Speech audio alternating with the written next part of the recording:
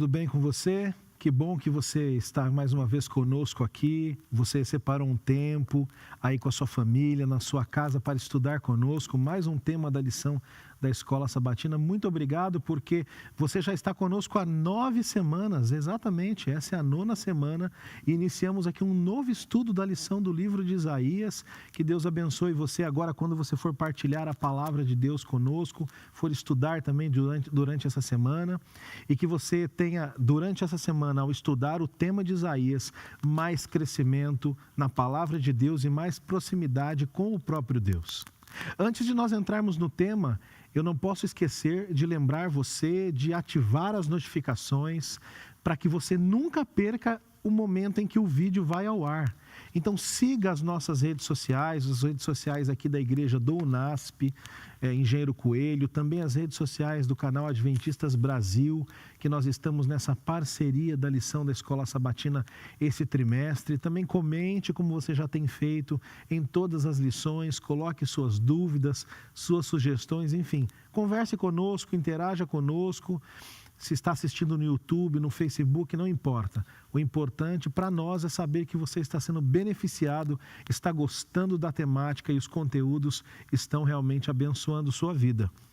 E para esta semana, este novo tema, que é o tema de número 9, Servir e Salvar, eu tenho 2 convidados aqui que já são conhecidos de vocês. Um é bem conhecido e o outro é muito conhecido de vocês, né? E eu vou começar aqui com aquele que é muito conhecido de vocês, que é o pastor Hernani Júnior, que apresentava este programa anteriormente aqui, o programa Lições da Escola Sabatina da Igreja do UNASP. E o pastor Hernani Júnior, de forma, viu, pastor Dornelles, até passando uma responsabilidade, me passou esse bastão. Eu sinto que não estou à altura, mas Deus vai capacitando. Pastor Hernani Júnior, seja bem-vindo e obrigado por ter aceitado o convite. Obrigado, pastor Júlio, pastor Vanderlei, privilégio estar aqui com vocês. E a gente tem que sempre melhorando as coisas, né, pastor? Então, chega uma hora que tem que melhorar e a gente resolveu passar essa responsabilidade para ficar melhor com o pastor Júlio, não é mesmo? Deus seja louvado. O pastor Hernani Júnior, você conhece, ele tem um programa também no final da sexta-feira, ali no horário do pôr do sol, chamado Estude Comigo. Você também pode acompanhar esse programa da lição da Escola Sabatina antes do sábado, ali todas as sextas no pôr do sol. E junto com o pastor Elias Brenha e o pastor Cláudio Omar Nascimento, eles cuidam do rebanho aqui da Igreja do UNASP. Então, eu sou ovelha, o pastor Vanderlei Dornelles também, nós somos ovelhas do pastor Hernani Júnior, né? Muito obrigado. Amém. Amém. E também conosco, voltando aqui, porque foi muito bom o dia em que ele esteve, as pessoas comentaram, está o pastor Vanderlei Dornelles, também bem conhecido por ser o coordenador da pós-graduação do Seminário Adventista Latino-Americano de Teologia, né, pastor Hernani? Mas também por ser um autor com várias obras aí, principalmente na área de profecias e do livro do Apocalipse. Pastor Vanderlei Dornelles, obrigado por voltar aqui para compartilhar conosco os conhecimentos do livro de Isaías. Ok, pastor Júlio, pastor Hernani, é uma alegria poder prosseguir o nosso estudo de Isaías. Isaías é um profeta extremamente cativante no Antigo Testamento e é um dos profetas que abre o nosso olhar, né, para a eternidade. Amém. Nem todos os profetas tiveram essa visão, né, da terra restaurada, como nós temos no Apocalipse, mas temos aqui também Isaías. Então, que Deus nos dê a graça de crescer nesse conhecimento, né? Nessa percepção da mensagem de Deus. Quero aproveitar e fazer aqui uma homenagem ao pastor Vanderlei, fui aluno dele, com Obrigado. muita alegria, e depois das suas aulas, a leitura da Bíblia nunca mais foi a mesma. Então, eu lhe agradeço muito, porque hoje estudar, compreender e ensinar está sendo melhor depois de ter passado também por suas aulas. Viu? Muito obrigado. Amém. Deus seja louvado. Que privilégio, Deus seja louvado, né, pastor Vanderlei Dornelles? Eu já mencionei aqui que depois que me formei, ainda fiquei mais um ano, assisti Apocalipse na classe do pastor Dornelles, quando ele tinha recém voltado, para ter assim, é sempre bom você ter várias visões de um mesmo tema, e foi muito bom também estar ali. Pastor Vanderlei, pode começar com uma oração nesse momento, para a gente entrar na temática? Pois não, oremos. Nosso Deus e amado Pai, nós louvamos o Teu nome, pelo grande privilégio que nos dás, de recebermos a Tua palavra. Nós te louvamos porque através das Escrituras, é a tua própria voz que fala a nós, é o teu povo, o povo da esperança, o povo da aliança, que aguarda o estabelecimento do teu reino e a volta de Jesus. Pai, ao prosseguirmos nosso estudo de Isaías, pedimos que nos dês compreensão, discernimento, sabedoria, para não somente entendermos, compreendermos, mas vivermos segundo esta palavra. No nome de Cristo é que nós oramos. Amém. Amém. E você que está em casa, como já é de costume, você sabe, nós lemos juntos aqui o nosso verso para memorizar. E o verso para memorizar do tema desta semana, lição número 9, título Servir e Salvar, está lá em Isaías capítulo 42, verso 1. Certamente você está visualizando agora aí na sua tela, Isaías 42, 1. Leia comigo, acompanhe na sua Bíblia, diz assim: Eis aqui o meu servo, a quem eu sustento, o meu escolhido, em quem a minha alma se agrada. Pus sobre ele o meu espírito e ele promulgará o direito para os gentios. O livro de Isaías, queridos amigos, irmãos, membros desta igreja ou de outra denominação que nos acompanha, ou você que simplesmente gosta do nosso canal e acompanha a lição, o livro de Isaías apresenta aqui entre as suas principais temáticas a temática do servo, né? Ele fala de um servo aqui bem especial e nós vamos entrar nessa temática do servo e do serviço como um todo na vida do cristão nesta semana. E eu quero começar aqui falando desta temática com o pastor Vanderlei Dornelles. Semana passada, pastor, nós focamos em Isaías 40, né? As mensagens que ali tinha na questão do consolo para o povo de Deus. Mas esse consolo acontece também através do servo de Deus. E aí nós vamos falar um pouco disso aqui durante a lição dessa semana, mas eu começo lhe perguntando uma coisa bem interessante. Quando nós lemos Isaías 41, principalmente no verso 8, quem é apresentado como servo de Deus? A nação de Israel. O seu povo escolhido é colocado como o seu servo, né? A nação que é serva de Deus. Agora, quando nós vamos para Isaías 42, 1, um outro servo é apresentado. Quem é ele? E afinal, ele é o servo, a nação? Como nós podemos entender dois capítulos diferentes apontando mais de um servo de Deus aqui nesse contexto? Muito bem, pastor Júlio. Então, Isaías, a partir do capítulo 40, né, até o 53 principalmente, tem a figura do servo, né, como sua figura principal. Podemos até dizer que é o conceito do servo, né, sendo que 3 servos principais são retratados nestas visões dadas aqui numa linguagem poética, né, como o pastor Mille destacou outro dia aí mais atrás. Então, o título da lição, Servir e Salvar, tem tudo a ver com o servo, porque o servo de Deus é aquele que serve e é aquele que vive para salvar. Como Jesus disse, né? Eu não vim para ser servido, mas para servir e dar a minha vida em resgate. Então, veja, todo o trabalho de Cristo, né, consiste em servir, em atender, em prover, com a finalidade de salvar. Então é interessante entrar em Isaías 41 e prosseguir até o capítulo 53, né, com essa ideia em mente. Então, esses capítulos tratam basicamente com o conceito do servo a partir de 3 entidades principais. Então você mencionou 2. Primeiro Israel, né, porque o capítulo 41 é bem claro nisso, né? O verso 8, né, diz: Mas tu, ó Jacó, servo meu, né? Então, meu servo, né? Tu, ó Jacó, quem elegi, descendente de Abraão, meu amigo. Então é interessante que no capítulo 41 ainda, veja, no versículo 2, né, diz assim: Quem suscitou do Oriente aquele a cujos passos segue a vitória? Quem faz que as nações lhe submetam? Então veja aqui, é curioso porque a gente tem então a figura de Israel, né, como servo. E é uma mensagem dada a Israel no contexto do exílio, né, como nós já falamos aqui. Então, Isaías é um profeta que vive no contexto do exílio de Israel e depois, um pouco mais de 80 anos, né, do ministério dele, vem o cativeiro de Judá. Uhum. Então, os 2 reinos do povo de Deus estão sendo entregues em cativeiro, né? E estas mensagens do servo, todas elas têm a ver com esse período, porque Israel está sendo levado em cativeiro porque ele não foi um servo fiel. Ele não cumpriu, né, a missão, o propósito que Deus lhe havia reservado. Ciro, né, é levantado como um servo, como uma espécie de Messias, para livrar Israel do cativeiro. Mas é uma libertação basicamente política, né, sociopolítica. E a libertação maior, espiritual, né, a libertação de salvação depende do outro servo, que agora é o Messias, né? Então aqui nós já temos alguns lampejos do Messias, né, nesses capítulos, mas depois, de forma bem clara, no capítulo 53. Então é interessante que a gente tenha Israel inicialmente como servo, né, aquele que tem a palavra de Deus, né?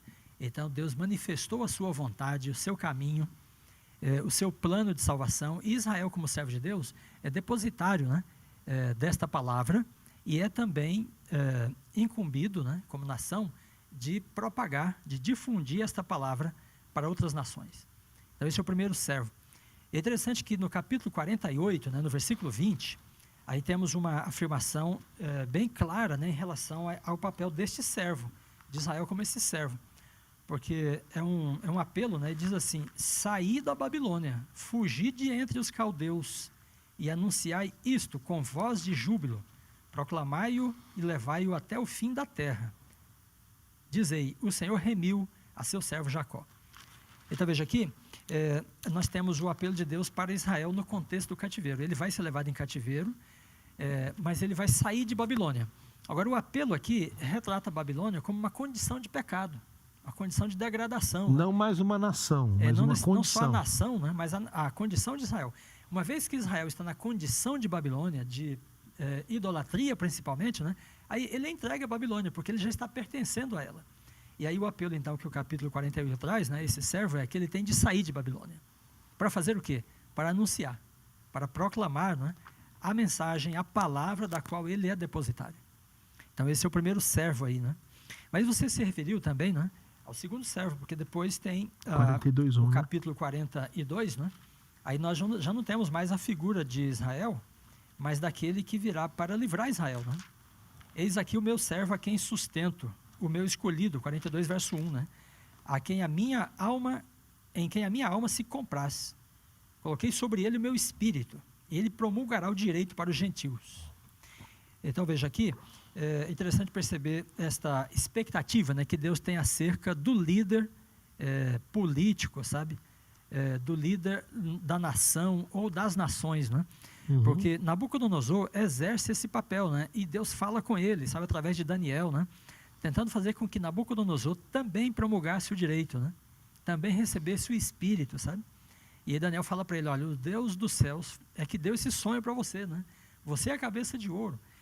Mas aquilo não entra muito bem na cabeça de Nabucodonosor, e Israel permanece servo de Babilônia, até Ciro se levantar.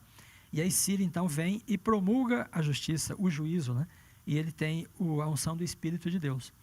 Então, não é curioso perceber que Deus tem uma expectativa acerca do presidente desse país, né? Do Brasil, sabe? Do presidente dos Estados Unidos, dos líderes da humanidade, né? Eles foram colocados aí, foram permitidos, né, para promulgar a justiça. Perfeito. Para fazer justiça. E quando eles fracassam nesse papel, eles contraem uma grande dívida diante de Deus. Tá? A Babilônia depois é entregue, né, nas mãos de Ciro. E Ciro é um rei ungido. Olha só. E ele conhece a Deus, através de Daniel, inclusive, através das profecias de Isaías. Ele viu que o nome dele estava anunciado já antes de ele nascer. Só 150 anos antes, né, pastor? 150 anos antes. Então veja que coisa espetacular, né? O profeta, que viveu aí pelo ano 735 até 680, mais ou menos, foi o ministério dele, né, uns 40, 60 anos aí. Então, ele deu o nome do líder do império que iria libertar o povo de Israel, Ciro, né? E ele fala: o Espírito do Senhor vai estar sobre ele. Era um rei pagão, mas ele se impressionou com tudo que ocorreu, com a conquista que ele fez, a maneira como a Babilônia veio para a mão dele, e ele reconheceu o Deus do céu. Tremendo, realmente. Então, 2 servos, Israel e Ciro. Pastor Hernani, esse servo aqui, que é apresentado como o segundo servo, inicialmente ele aparece de forma anônima. A lição aqui de segunda vem nos trazendo isso, né? Que ele aparece de forma anônima. Esse servo teria alguma ligação com aquele rebento, aquela raiz de Jessé que nós lemos lá atrás em Isaías 11? E será que esse servo anônimo é possível ser identificado agora no Novo Testamento, né? Apresentando a justiça, promulgando justiça? Como que a gente identifica esse servo anônimo? Eu gosto muito desse livro de Isaías e de toda a Bíblia em geral, porque ela vai trabalhando sempre num crescendo, né? Uhum. Então, ela não apresenta todas as informações de uma vez só. Deus vai apresentando ao profeta de forma gradativa e contínua. Deus é pedagógico, né? Ele vai trabalhando isso de acordo com a forma que podemos entender. Existem pessoas que gostam muito de quebra-cabeças. Então, Deus não dá o quebra-cabeça todo de uma vez, Ele vai dando as pecinhas para a gente. Aos poucos, na E a história. gente vai montando, e conforme vai montando, a imagem vai sendo formada, não é mesmo? Então, lá em Isaías, capítulo 11, esse servo não é anônimo, não é mesmo? Ele fala, é o rebento de Davi. Sim. Só que em Isaías, Davi já passou há muito tempo, então não pode ser Davi. Aqui sim é uma indicação para aquele que teria um reino semelhante ao de Davi. E a sua semelhança é em promulgar a justiça, reunir as 12 tribos, trazer ali a salvação, levar a mensagem de salvação a esse povo, lutar por esse povo, depender de Deus, que são ali as vigas que formam o caráter de Davi. E aqui é uma referência a Cristo, que assim como Davi reuniu as 12 tribos, pregou a todas elas, trouxe a justiça, o juízo, tudo isso. E é interessante que parece aqui, né, que Deus está dando para Isaías algumas coisas que ele prevê do futuro, quando na verdade Deus não prevê, ele causa aquilo que ele diz que vai causar. E isso tem sua base no último verso do capítulo 12, no capítulo 12, no verso 21, quando diz que tudo que Jesus fez, se referindo às curas que ele fez naquele momento, era para que se cumprisse a profecia que está em Isaías capítulo 42. Então o próprio Mateus interpreta que o que Jesus fez foi para cumprir a profecia. Então nós encontramos Jesus causando aquilo que ele disse que ia fazer, causando aquilo que ele prometeu que aconteceria. Portanto, esse servo anônimo, ele não é anônimo, porque nós não podemos interpretá-lo apenas pelo capítulo 42. À luz do Novo Testamento, ele se revela. Isso, mas ele vem apresentado desde o início da Bíblia, desde o início do livro de Isaías, esse servo que é o Cristo, do qual devemos estudar a sua vida e perceber que ele realizou tudo que foi prometido a respeito dele. Muito bem, pastor Hernani, muito bom. Então, juntando agora, pastor Vanderlei com o que o pastor Hernani falou, pastor Vanderlei Dornelles, é possível dizer então, de modo assim mais didático, que nós somos servos de Deus, o povo de Deus, cada elemento do povo de Deus é servo de Deus, mas Deus instituiu uma nação como serva, né? A nação de Israel.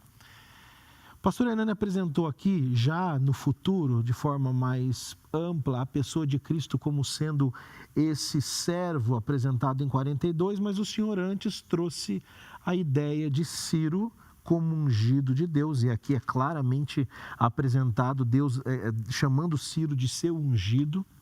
Então, é possível dizer que este segundo servo, que é inicialmente apresentado como sendo Ciro, ele tipifica o servo maior, que é a pessoa de Cristo? Ou seja, nós temos um Messias aqui persa, é isso que a lição vem falando. Como que a gente casa essa ideia de Ciro como ungido de Deus, como servo de Deus, mas tipificando a Cristo em algum aspecto? É possível fazer essa relação? Sim, perfeitamente, pastor Júlio, porque, como eu disse, né, Deus tem uma expectativa acerca da pessoa que exerce, né, o poder. E a expectativa é que ele cumpra o seu dever como servo de Deus. Isso ao longo de toda a história, De toda no a história, passado, né? e hoje também. Veja que Paulo diz que é Deus quem estabelece as autoridades. Romanos 13. Agora, é interessante porque aí nesse contexto, o Messias é apresentado, né, como o rebento de Jessé, é um sucessor da dinastia de Davi, né? Pois é. Veja, Davi é um rei. Então, da mesma maneira que o Messias, né, se assenta como rei, e ele é rei, é profeta e sacerdote, né? Então, os reis podem também exercer um papel que contribua para a libertação, para a salvação, para a promulgação da justiça, né? Quando eles agem assim, eles cumprem o papel deles e permitem as pessoas visualizarem o reinado do Messias. Veja, no caso, vamos pensar, no caso do Egito, né, quando José foi para o Egito, José se tornou governador do Egito. Aí o Egito foi esclarecido acerca dos acontecimentos futuros, pelo sonho, né, fartura e fome, e então José administrou toda aquela situação e começou então a dar alimento para os famintos, né? E aí o Egito salvou toda a região em volta. Sim. E através do papel dos líderes que estavam colocados lá. Então Deus estava abençoando, e o Egito se tornou então um lugar de sobrevivência. Perfeito. Depois o Egito persegue Israel.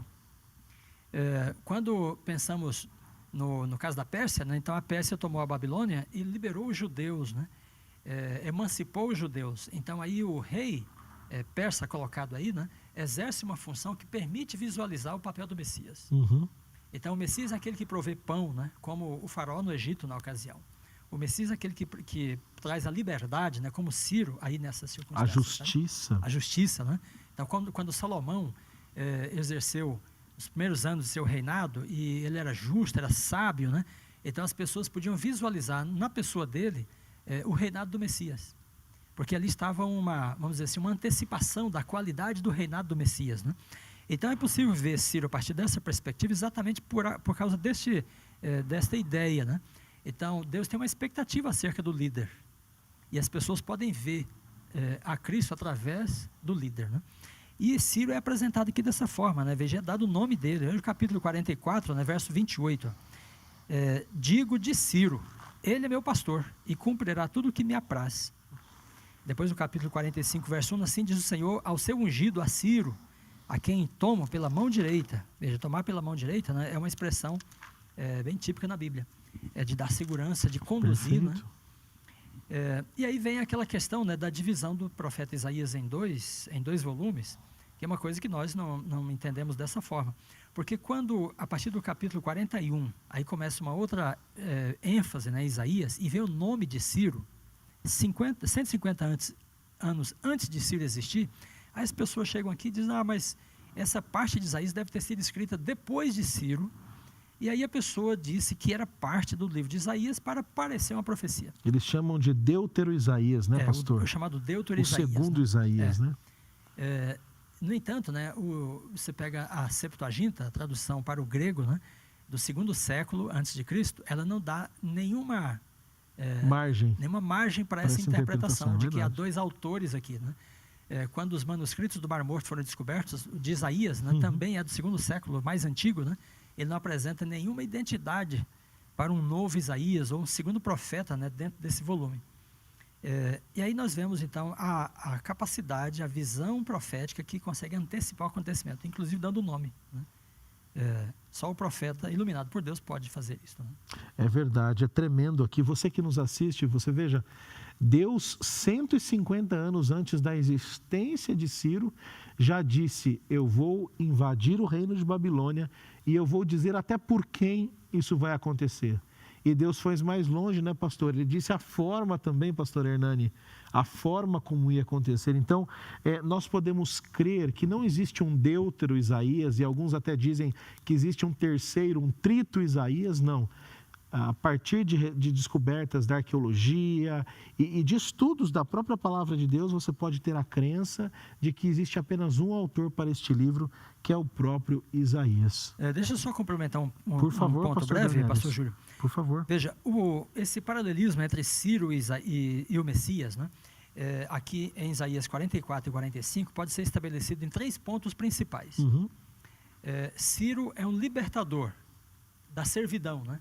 Então, Israel estava servo de Nabucodonosor, ou de Belsazar, o último rei babilônico, né? Então, Ciro os liberta dessa servidão. E Jesus é aquele que nos liberta da servidão do pecado.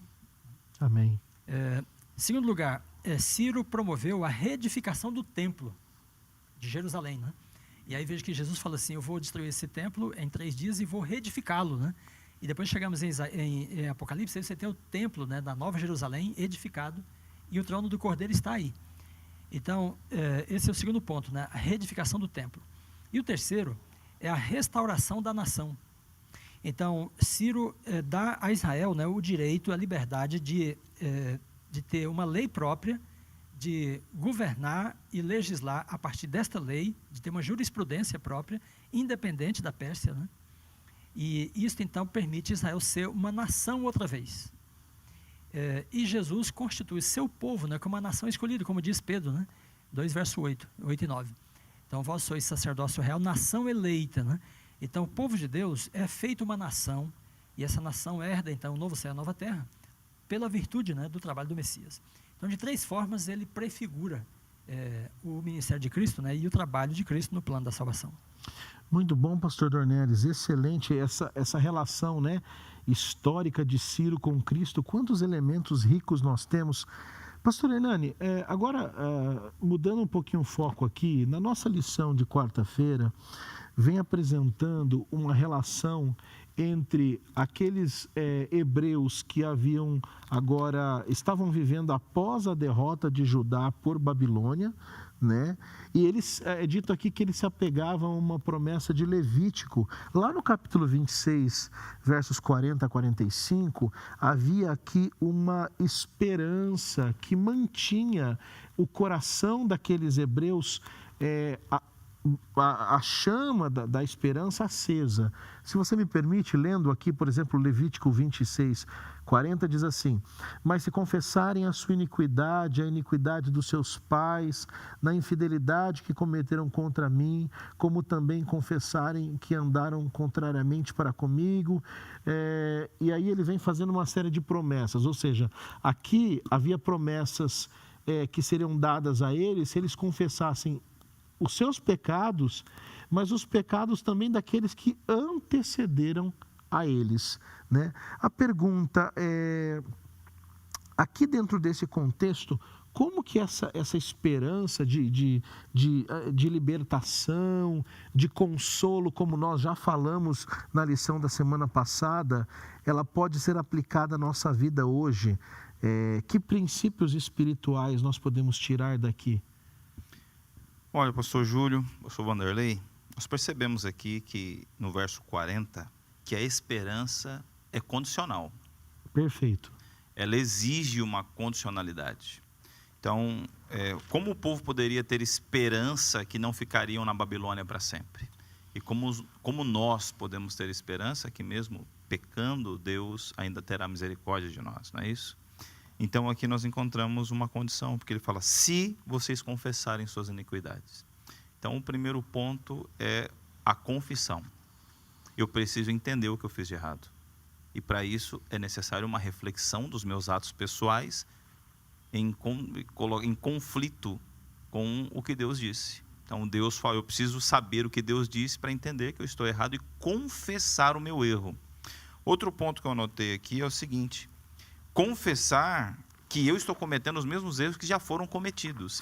Isso exige uma também reflexão e estudo sobre a vida e o histórico dos meus antepassados. Então, exige um conhecimento histórico de onde eu estou vindo. Não é uma decisão que ela é no nada, é a partir de hoje. Não, eu preciso aprender com os erros dos outros também. Sim. E isso me remete aqui a Daniel, que quando Belsazar traz lá os capítulo 5 de Daniel, traz os utensílios, que Daniel é chamado, que tem escrito na parede. Daniel fala assim, olha, você sabe muito bem tudo o que o seu pai Nabucodonosor fez. Você não era ignorante a esse respeito, e você repetiu a mesma coisa.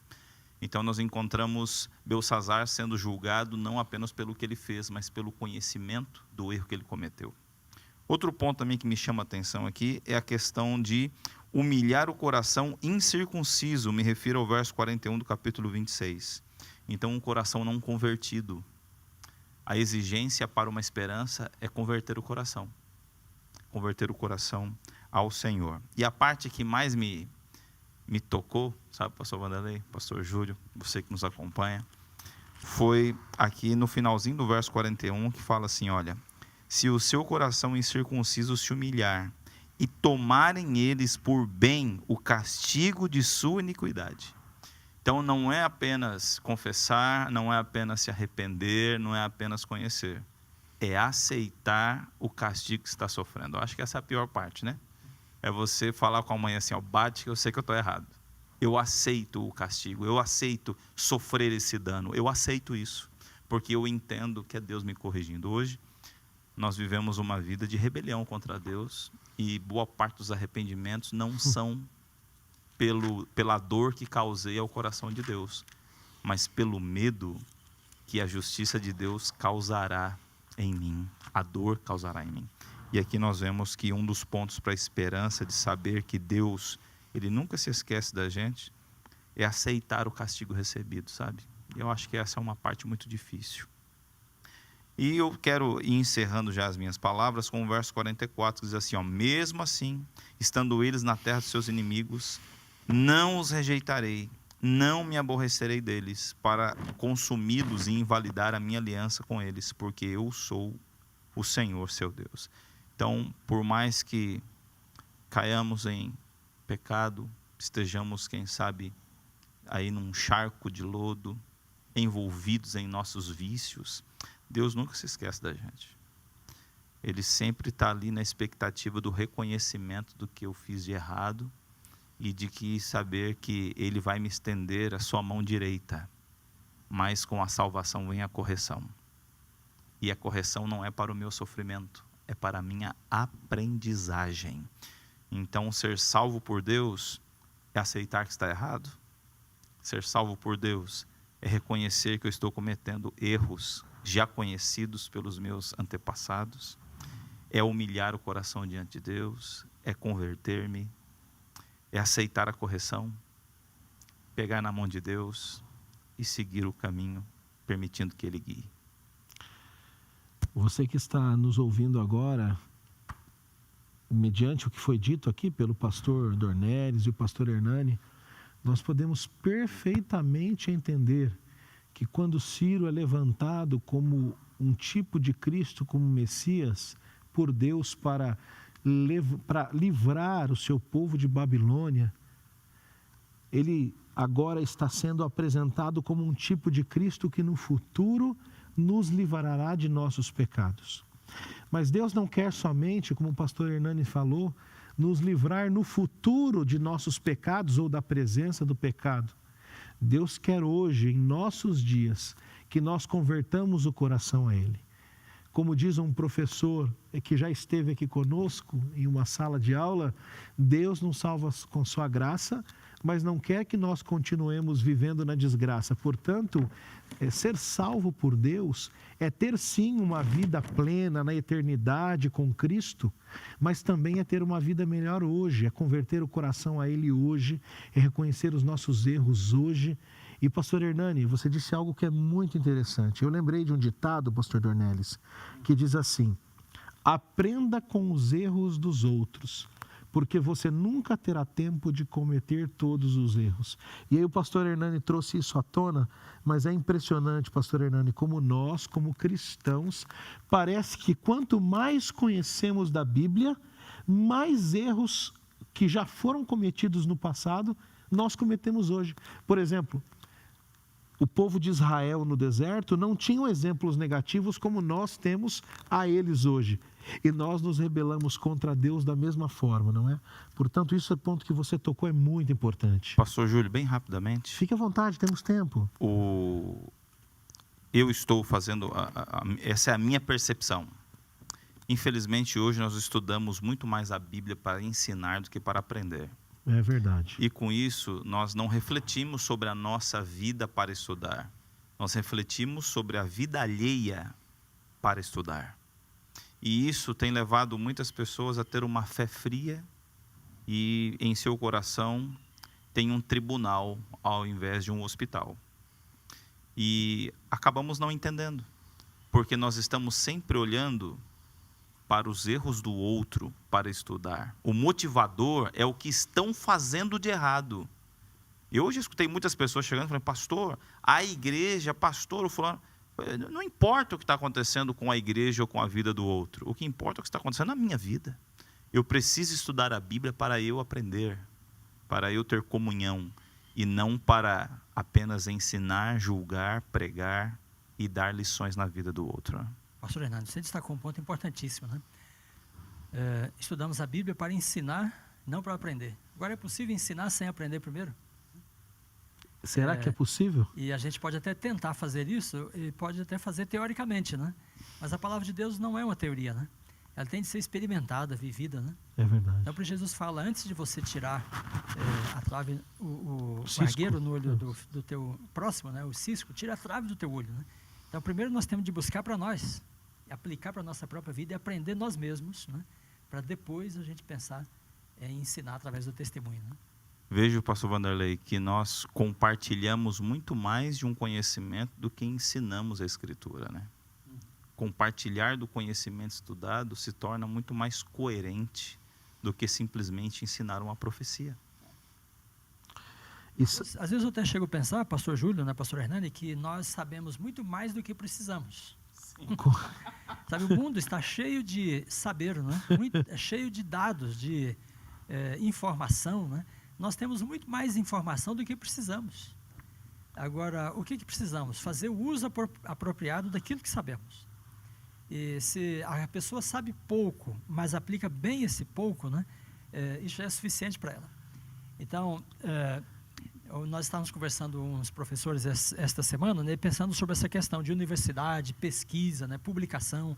Olha, o mundo está abarrotado de conhecimento, de livros, né? Nunca teve tanto livro, tanta publicação, né, tanta pesquisa, tanta descoberta, sabe? E as pessoas estão ainda assim padecendo. é verdade. Porque elas não estão experimentando o conhecimento de forma prática, né, para benefício delas. É o médico que fuma, né? Veja, o conhecimento dele acerca da saúde não o levou a viver melhor. É verdade. E bebe, né? O professor que não aprende, estuda só para ensinar, mas ele próprio não aprende. Então veja a contradição, né? Então nós temos de lidar com o conhecimento, né? Como a Bíblia ensina para nós, é um conhecimento experimental, é prático, né? É para afetar a nossa vida, dentro de casa, na maneira de comer, de se alimentar, de se vestir, de trabalhar, né? De nos relacionarmos. Então esse é o propósito da palavra de Deus, ensinar o leitor desta palavra a viver melhor, né? E uma vez que ele vive assim, aí ele pode transmitir, pode ensinar pelo seu testemunho, né? Pelo seu exemplo a outros. Eu posso dar só um recadinho, Claro, pessoal? pastor, fique à vontade. Quero falar para você, meu querido amigo, que de repente é um líder de uma igreja menor, quem sabe que essa igreja aqui do NASP, e está acostumado a ir pregar levando a Bíblia, os livros de Ellen White, levando o manual da igreja, e ali no púlpito acha que é o juiz a julgar os atos da igreja, porque está escrito assim, porque está escrito assado. Sabe, meu querido amigo, essa não é a melhor forma. A melhor forma não é mostrar o conhecimento que você tem. A melhor forma é praticar o conhecimento e compartilhar com as pessoas das bênçãos que Deus tem registrado na sua palavra. Então não use o púlpito da sua igreja para mostrar que você sabe, ou mesmo para acusar as pessoas. Nós temos que acusar o pecado e não os pecadores. Nós precisamos ensinar, compartilhar o que estamos aprendendo, mais do que querer demonstrar que sabemos, quando a nossa vida mostra que a prática não é real em nós. E como é que você vai compartilhar uma coisa que não serve nem para você? Então, pense nisso. Esses dias, pastor Dornelles, eu conversava com um aluno ali no Centro White, que é onde eu trabalho aqui no NASP, né? No Centro de Pesquisas Ellen White, e eu, na sua fala, eu me lembrei de algo, disse para ele, olha, a gente precisa hoje parar de acreditar que precisa saber tudo, quando na verdade a Bíblia vem nos mostrar exatamente o contrário. Tem coisas que Deus não quer que eu aprenda porque ela não foi revelada. Então eu estudo, eu faço o meu melhor, mas há coisas que a resposta só virá na eternidade, há coisas que Deus não achou prudente revelar a nós, né? Então achei interessante essa sua fala, né? A gente sabe, às vezes, bem mais do que precisa para ser feliz e abençoar o outro. Mas, pastor Dornelles, agora entrando nas perguntas aqui do tema de quinta, talvez, e já usando uma frase que o senhor também falou disso, o exemplo não é a melhor maneira de ensinar, é a única. Essa frase diz: nós não temos um exemplo maior do que o servo apresentado aqui, que já ficou claro para nós, que é a pessoa de Jesus Cristo. Os servos de Isaías 49, de 1 a 12, ele claramente é a pessoa de Cristo.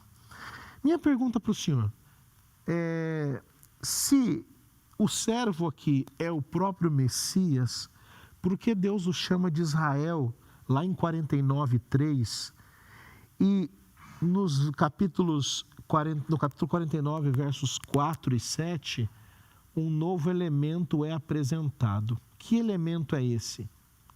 Muito bem.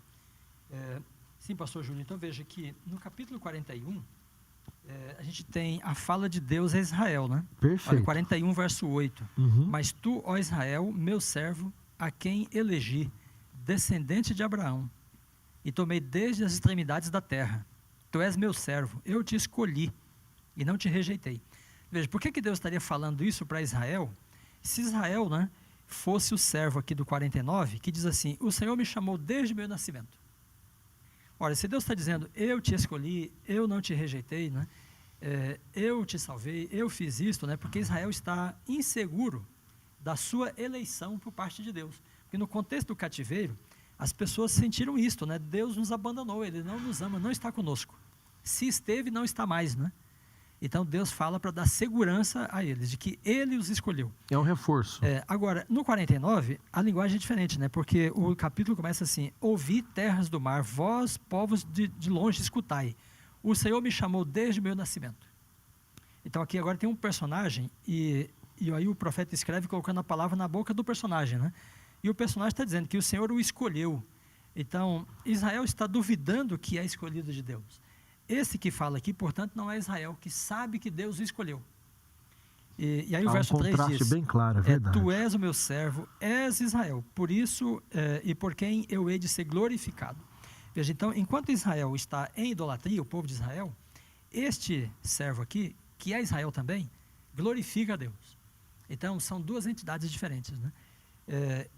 Porém chamados do mesmo nome. Porque, então, este servo, né, que fará tudo que apraz a Deus, será glorificado, né? Deus será glorificado nele. O verso 5 diz: para que torne a trazer Jacó e para remir Israel. Veja, agora Israel vai remir Israel. Então, este Israel aqui é outro, né? O servo, colocado aqui, esse servo que glorifica a Deus, que sabe que foi escolhido, né? Que está seguro da sua eleição, da sua missão. Esse que cumpre tudo que apraz a Deus, né, e que vai remir Israel, é alguém que também luta com Deus, por isso é chamado de Israel. Então é interessante que aqui ele diz: tu és meu servo, és Israel. Ele não diz, é o próprio povo de Israel, né? Perfeito. Ele diz, és Israel. Aí vem o conceito de Israel, né? Como Jacó. Jacó é Jacó, mas ele se torna Israel, ou seja, ele assume, né, um perfil, uma identidade a partir de uma experiência que ele tem. Ele é aquele que luta com Deus e prevalece. Perfeito. Veja, amiga, que a Bíblia não está dizendo que Jacó luta contra Deus e prevalece, mas que ele luta com Deus e com Deus prevalece, né? Contra o pecado, contra os opositores, né? Contra as tentações, né? E aí o Messias, né, Jesus, está claramente colocado aqui, porque a gente pode se lembrar, por exemplo, do Getsemane, né? Em que ele luta, né, ferrenhamente com Deus e prevalece, né? É um momento difícil, duro. Ele luta com Deus ao longo do seu ministério, mas especialmente no jardim do Getsemane, né? É verdade. Em que a angústia está sobre o coração dele, mas ele permanece, né? Então a experiência de Jacó no Val do Jaboque, né, ilustra muito bem a experiência de Cristo no Getsemane. São duas lutas, duas batalhas, né, em que o servo de Deus luta com Deus e por causa de Deus permanece. E daí não resta dúvida da identidade do Messias no capítulo 49, né, porque diz assim, que os reis vão reconhecê-lo, né? 49, verso 7, os reis o verão e os príncipes se levantarão e eles te adorarão. Ou seja, os reis e os príncipes vão se inclinar diante do Messias, daquele que luta com Deus e prevalece. Agora veja, pastor Júlio e pastor Hernani, né? Quando o povo de Deus, né, também luta com Deus e prevalece, e cumpre toda a vontade de Deus, os reis também vão se inclinar perante eles. Bem, não é isso que acontece com José no Egito? Perfeito. E o rei diz, olha, tem pessoa melhor do que esta, né? E aí depois o Nabucodonosor, Daniel, né? Ele vai e diz, me diga o que Deus está dizendo, né? E ele exalta Daniel. Depois o próprio Belsazar também reconhece Daniel. Então, o Messias é a pessoa, né? É a personalidade, a figura que faz toda a vontade de Deus, que luta com Deus e prevalece. Mas o próprio povo de Deus também pode ter um pouco dessa experiência. E se nós, né, contra as dificuldades, as provações, a enfermidade, né, também lutamos com Deus, a gente pode prevalecer e as pessoas vão reconhecer. Mesmo os príncipes e os reis poderão reconhecer e louvar o servo de Deus, que como Jesus, né, cumpre toda a vontade dele. Pastor Dornelles, o senhor colocou algo bem interessante no começo da sua fala, quando o senhor colocou que aqui nesse bloco novo de 40 até 53, vem falando desse servo, né? E nós temos o famoso texto conhecido como o texto do servo sofredor. É interessante que esse servo, que é o Messias, que é Cristo, ele também enfrenta lutas, ele também enfrenta dificuldades, ao ponto de ser chamado de sofredor, e ele vence. Ou seja, nós hoje também não temos desculpas para não lutar com Deus, como o senhor disse, e não buscar essa vitória, né? Nós sabemos que o contexto é um pouco diferente, estamos num contexto de pecado, Jesus nunca pecou, apesar de ter vindo ao mundo com 4.000 anos de pecado, mas ele é o nosso exemplo, não é verdade? Exatamente. Nós aqui, pastor Júlio, nós três, né, e todos os nossos amigos que estão conosco, nos assistindo, temos muito a aprender com a fé de Israel. Uhum. Veja, vamos lembrar os 3 rapazes em Babilônia, né? Eles estavam lá sob uma opressão. E aí vem o decreto de morte. Se vocês não adorarem a imagem, serão lançados na fornalha ardente, né? Eles dizem assim, olha, nós servimos a Deus e se Ele quiser, Ele nos livra. Aí eles dizem, mas se Ele decidir não nos livrar, nem assim nós vamos contrariá-lo. Nem assim vamos adorar a imagem. Mesmo assim vamos continuar com Ele, né? Veja, aí está a fé do israelita, né? Do verdadeiro Israel. Ele não espera a boa condição para ser um servo fiel de Deus. Na opressão, ele permanece fiel e aceita esta opressão. Então, o Messias é o nosso exemplo máximo nisso, porque ele não merecia nada do que passou, mas ele é abnegado, né? Ele renuncia a si mesmo e aceita a situação de prova, né, sobre si, mesmo não merecendo. E nós hoje, eu falei nós 3 aqui, e você que está conosco, nós não sabemos o que é sofrimento, nós não sofremos. O mundo já sofreu muito mais do que no nosso tempo. O coronavírus, né, tem trazido sofrimento a muitas pessoas, mas há situações na história muito piores do que esta. E as pessoas estão lamentando, estão se descabelando, né, porque elas não sabem o que é sofrimento e não aceitam o sofrimento. Lembremos o de Jó, né? Olha a situação de Jó, ele também não merecia. E aí nesse ponto ele prefigura o Messias. Ele sofre abnegadamente. E aí com o sofrimento ele aprende. E no sofrimento ele luta com Deus e vence. Então, a gente tem de aprender nisto e ter força, né, diante da opressão, da perseguição, do sofrimento, da prova, né, e nessas circunstâncias lutarmos com Deus, de forma abnegada. E aí venceremos, pela graça do Senhor. O pastor Dornelles comentou algo que eu achei muito legal. A nossa geração precisa aprender muito isso, sabe? Na fala dos 3 hebreus. Quando a dificuldade está sobre eles e eles não estão pedindo para Deus facilitar a vida deles. É interessante no diálogo que eles não citam assim, Senhor, faça alguma coisa. Não. Eles falam com Nabucodonosor, se Deus quiser, Ele livra. Se Ele não quiser, Ele não livra. E se Ele não quiser livrar, a gente não vai transgredir do mesmo jeito. É para o nosso amigo Daniel capítulo 3, né? Isso mesmo. Está essa narrativa toda. Então nós encontramos ali, eles não estão ali com medo do sofrimento, com medo da dor, pensando assim, o que Deus vai fazer para me livrar, para eu continuar fiel? Não. Eles estão falando assim, olha, não importa o que aconteça, eu vou continuar fiel. E hoje nós encontramos tanta gente vendendo sua fidelidade por uma doença. Eu conheci, infelizmente... Por causa de uma doença. Isso, por causa de uma doença, obrigado.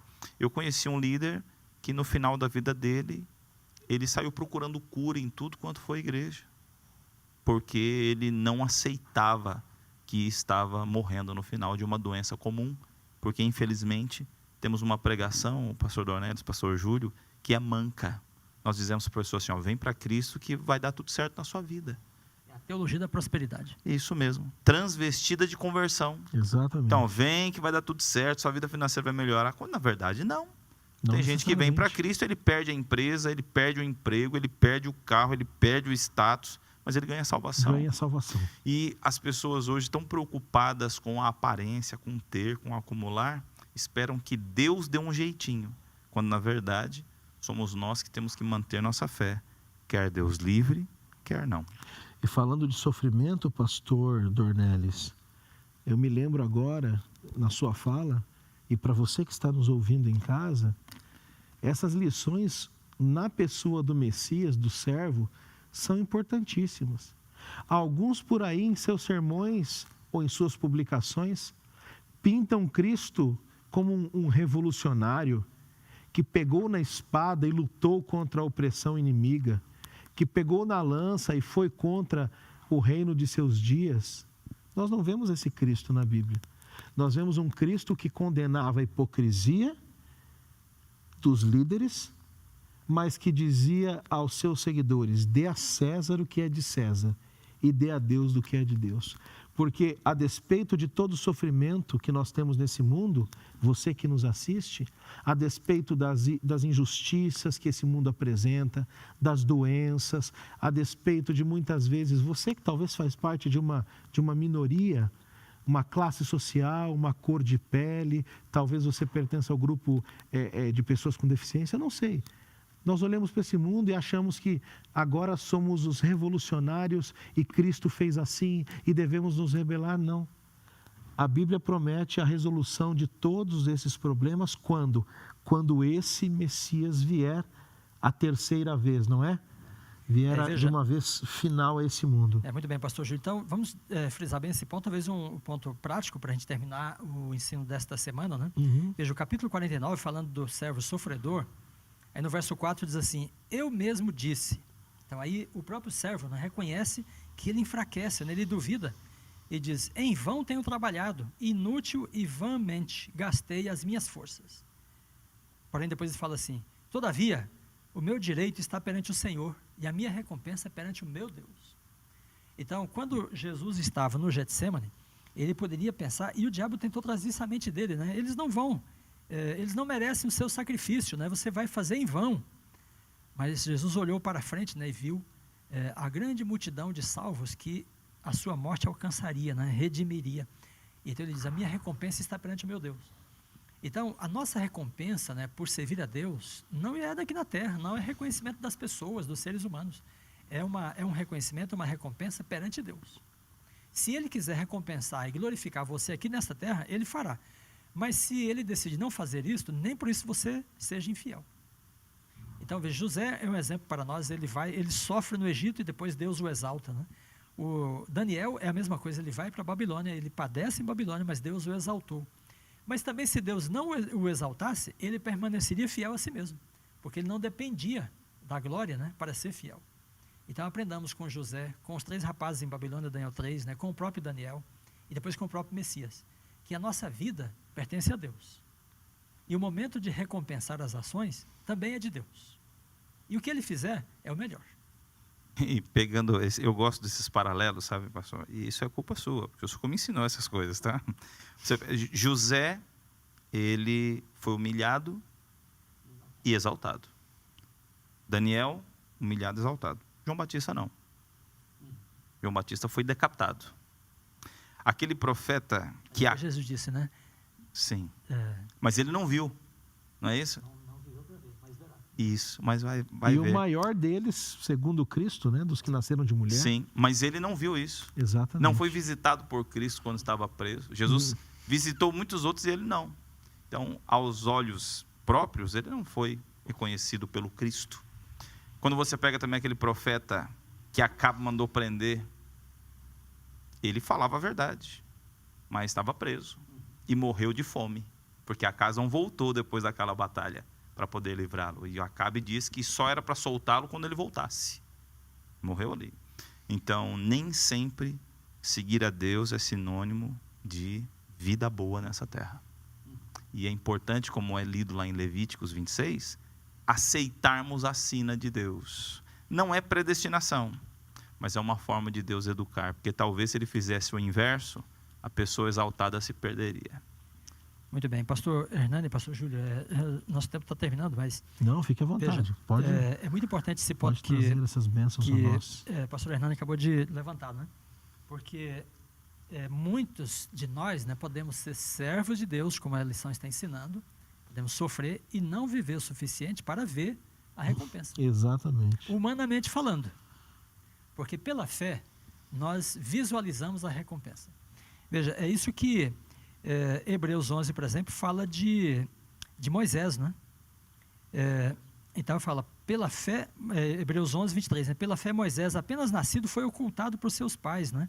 Pela fé Moisés, quando já homem feito, recusou ser chamado filho da filha de Faraó, preferindo ser maltratado, junto com o povo de Deus, a usufruir dos prazeres transitórios do pecado, porquanto considerou o opróbrio de Cristo por maiores riquezas do que os tesouros do Egito, porque contemplava o galardão. Contemplava o galardão. De que forma? Ele não estava vendo, não. Ele contemplava pela fé. Então, para muitos servos de Deus, a experiência desta terra pode ser de sofrimento até o final. Mesmo assim, você pode contemplar pela fé a recompensa. Pastor, ela é certa. Eu fui tocado, eu posso falar com os nossos amigos Claro. agora? E eu quero falar para você Eles que é te uma... conhecem muito bem. Eu quero falar para você que é uma mãe, quem sabe a única convertida da família. Vive uma vida correta, sofre as perseguições do diabo através da boca do marido e dos filhos. Se mantenha fiel. Talvez você em vida não veja a conversão dos seus, mas a eternidade vai revelar. Talvez eu fale aqui com o marido, que é o único convertido da família. Talvez eu fale aqui com um filho, você que por meio do clube de aventureiros, bravadores, jovens, aceitou a Cristo, foi batizado, e é o único da sua família. Não deixe de perseverar, não deixe de orar, não deixe de crer que a sua vida, o seu comportamento, a sua submissão pode fazer mais do que muitas vezes a sua rebelião ou a desistência da fé. Seja firme e com os olhos da fé, como o pastor Dornelis trouxe, veja a salvação da sua família. E Deus, pela sua misericórdia, se for da vontade dele, vai causar toda essa transformação. Amém. Pastor Hernani, pastor Dornelis, muito obrigado por terem vindo aqui. De modo até antecipado, vocês já falaram as palavras finais aqui, os que estão nos ouvindo. Eu creio que podemos encerrar com essas palavras motivadoras do pastor Hernani e do pastor Vanderlei e ter certeza de que ser servo de Cristo é a melhor escolha que nós podemos fazer aqui nessa terra. Eu queria pedir que Deus abençoasse muito a vida de vocês, o ministério do pastor Hernani aqui na igreja do UNASP, os sermões, as visitas, as atividades, e que Deus abençoasse o pastor Dornelis no seu ministério do ensino, na faculdade de teologia, na pós-graduação, na área da escrita, né, produzindo materiais, que Deus realmente continue guiando vocês, e foi muito bom ter vocês conosco. O pastor Hernani voltará mais uma vez, estará conosco aqui. O pastor Dornelis participou a segunda vez conosco neste trimestre, mas já está convidado, eu sei que quer que ele participe também, para o próximo trimestre, quando falaremos da aliança, viu, pastor? Vamos ajeitar na agenda aí.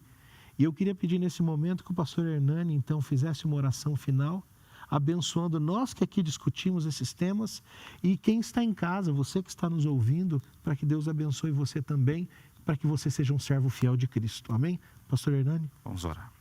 Bom Deus, ajuda-nos, Senhor, a não só saber, mas a praticar aquilo que hoje conversamos, que estudamos, não só nessa lição, mas também nas anteriores, nos trimestres anteriores, nas leituras anteriores. Ajuda-nos, Senhor, a não apenas querer saber para mostrar que sabe, mas ajuda-nos, Senhor, com o conhecimento e entendimento, praticar, mesmo que ninguém reconheça, as obras das Tuas mãos, a Tua palavra. Grande Deus, abençoe o ministério de cada um de nós, abençoe cada amigo que nos ouve, que nos assiste, e o ministério de cada sacerdote do lar. Abençoa cada filho Teu, abençoa, Senhor, cada um que é um convertido, de coração circuncidado, e deseja, Senhor, ter uma vida reta para contigo. Senhor, nos limpa das nossas impurezas e nos purifica, Senhor, dos nossos pecados. Ajuda-nos, nos livra, nos perdoa e nos salva. Em nome de Jesus. Amém. Amém. E para você que nos acompanhou até aqui, siga os nossos canais nas redes sociais, Adventistas Brasil, Igreja do NASP. Ative as notificações para você ficar sabendo dos vídeos quando eles vão ao ar. Comente, compartilhe o WhatsApp nas suas redes sociais, esse tema tão maravilhoso da Palavra de Deus do livro de Isaías. Nos vemos na próxima semana com mais um tema precioso e convidados especiais. Um abraço e até lá.